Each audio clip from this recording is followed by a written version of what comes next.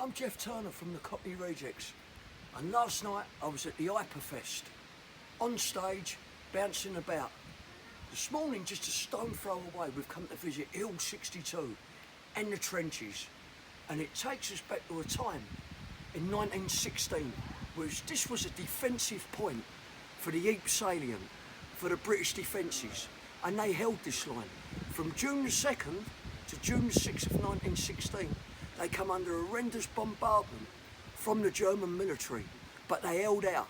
On the 13th of June that month, there was a massive British counter-attack, which really annihilated the Germans. But this was what it was. It was all defensive line.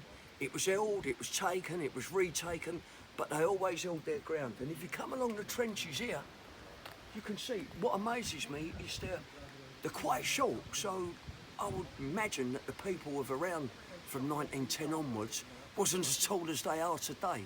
Because if you can imagine trying to peep your head over here or keep a low profile, it just confuses you. And then if we can turn around to here, you can see actually the shell craters. So they must have come under constant bombardment. And it really has got a kind of eerie atmosphere to it, because you can only imagine, as the people that we are, of the horrendous activity that actually went on here. And but I'm going to go along now and try and check out the tunnels and see where they lead us. So keep watching, people.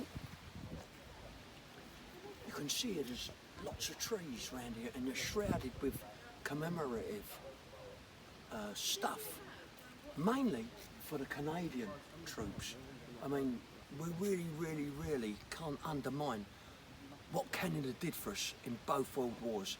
First World War, Second World War, they were staunch allies, and there's a lot of memorandum for the Canadian soldiers and the Canadian people. And if you look at this tree here, it's just one of many. You can see the bullet holes etched out into the trees. So the activity around this point must have been absolutely non-stop. Everywhere you look with these trees, there's bullet holes, and it just kind of get, you know, some sense of feeling. And we'll never know what these people went through. But for the Canadians, they really were poignant in this battle and in the defence of Hill 62. I'm here at Hill 62, at the Canadian Memorial for the Canadian Forces, who arrived here in April 1916 and was here to August 1916.